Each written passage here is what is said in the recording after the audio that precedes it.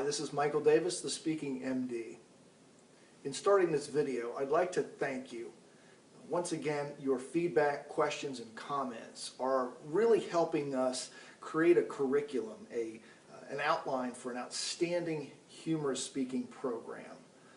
You'll hear more about that at the end of this video. But again, thank you. And to recap the previous videos you've heard, we talked about the fact that humor does not equal jokes, at least in the speaking world. Save the jokes for the comics and the sitcoms.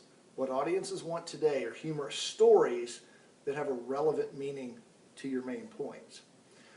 Speaking of audiences, we did also talk about how to deal with audiences that sometimes don't give you the reaction you want. With some practice and some experience under your belt, you can handle just about any situation. The third idea that we talked about is that humor is a process. It is a learned skill. And when you master the tools and the keys that go into humor, you can craft stories of any type to support almost any situation or any message. Now, I'm really excited about today's video because we're going to touch upon maybe the most important part of the effective humor. It's important to have great stories with very strong material, but if you can't deliver that material with great timing and with proper inflection and just a presence in a dynamic style, it's not going to fly. When I was a young speaker, just getting started, I was so self-conscious. I lacked esteem and confidence, and it just didn't work for me. When I started working with Hall of Fame and world champion speakers, though, they taught me that humor, like any other part of speaking, is a process. It can be learned.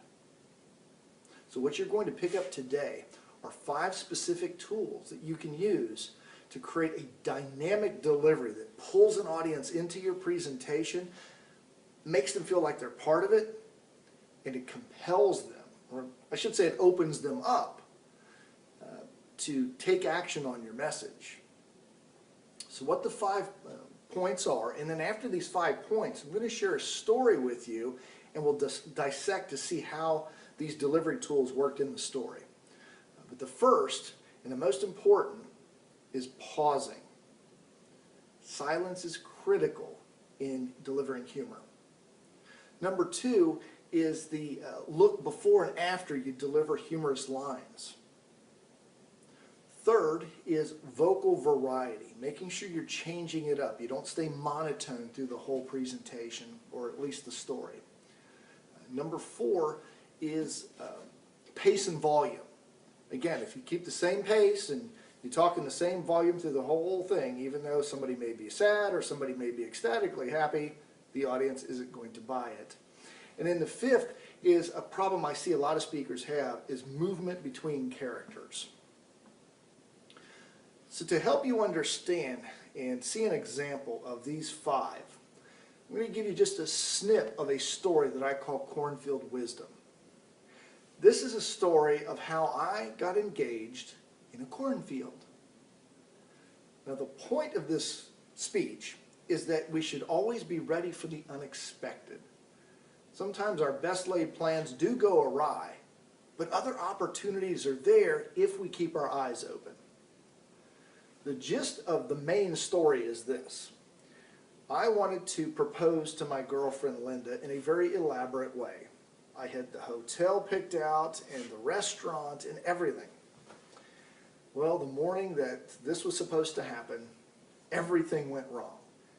It went from a piece of real estate she had where there was a burst pipe, to her actually kind of feeling sick that day, to one call after another. It just was a mess. That's the bottom line. I got so exasperated that she could pick up that I wasn't having a good day. Something was bothering me, but I wouldn't tell her, so we went for a drive in the country. We ended up in this cornfield. She hops out of the car, goes and stands in the cornfield, and I'm left sitting in the passenger seat wondering, what happened here? This day has been a disaster. Now, this is where I'll pick up the story. There are 2 different ways I could tell it. Now, what most speakers do they get into narration mode. And they'll do something like the following.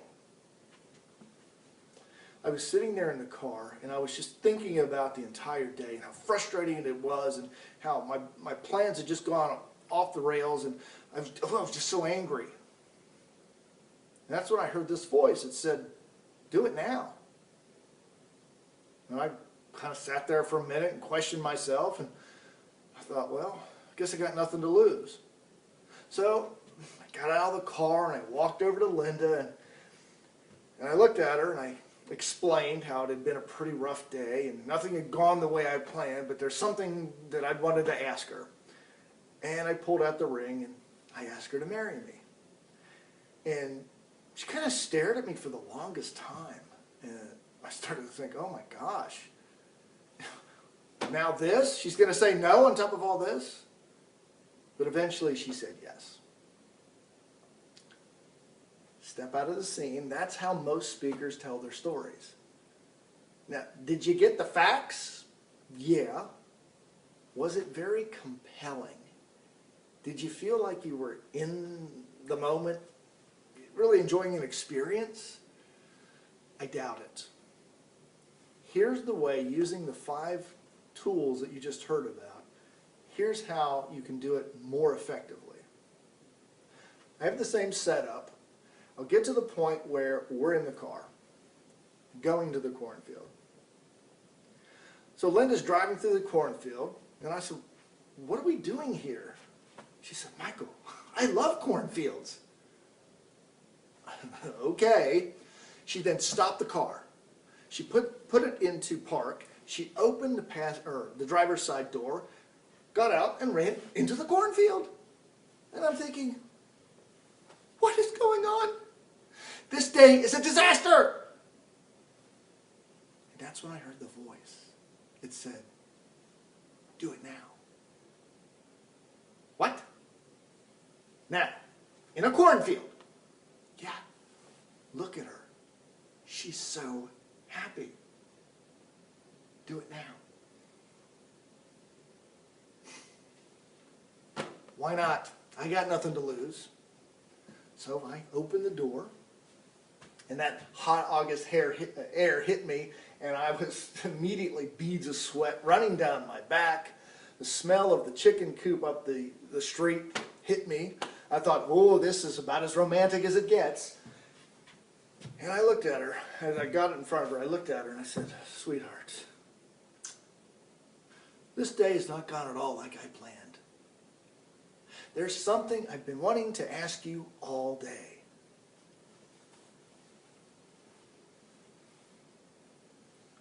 Will you marry me?"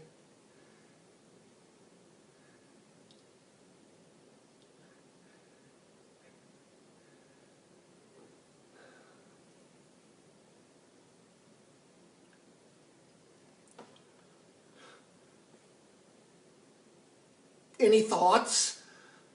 She said, "What? Oh, of course I'll marry you." What? What? Yes, finally something went right today. Is that a little different experience? I'm hamming it up a little bit for the camera. It works better in front of an audience. But could you not feel the scene more than as it was in the first version where it was reported?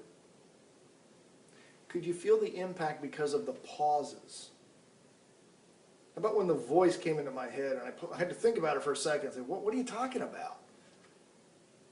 Now, the best pause by far is the one where I ask her to marry me and nothing, not for a few seconds. When I do this in front of an audience, I typically will pause even longer because it's an interesting impact, is that they'll laugh at first, and then it'll die down, and then it will pick back up when they realize what's going on is I'm not getting an answer here. Now, between you and me, a little artistic license, it didn't quite take that long, but I'm playing with the scene to build up the humor. And then the whole idea of the look before and after the line. Before the line, I'm looking, before I ask her to marry me, I'm all happy and expectant, and then things aren't going so well. What most speakers do is they talk through that moment. It's the worst thing you can do. Let your face tell the story. I also try to change up my voice when I'm talking with the voice in my head, saying, do it now. And it was telling me, look at her. I lowered my voice and tried to slow it down. She's so happy. And then I try to speed it up when I'm talking to her about how bad the day has gone and slow it back down for the big question. So there's a pace and a rhythm. It goes back and forth. Speed it up, slow it down to match the mood of the moment. I also try to raise my volume. Any thoughts on this? You got an answer for me here? And then the fifth part is to the movement between the characters. What a lot of speakers will do is if there's more than one character in a scene, they'll do something like this. Well, I said to Bob, Bob, what do you think? Well, Mike, I don't know. I'm not sure I want to do that. Well, Bob, why not? The jumping between characters is too distracting. What I did in the scene, I believe, and I'll check the tape, is I asked Linda for a response. She kind of snapped out of it, and all I had to do was turn my body just a little bit to signify that I was now Linda. Didn't have to have some great dramatic break in between. You're the audience. You're smart enough to figure out what's going on.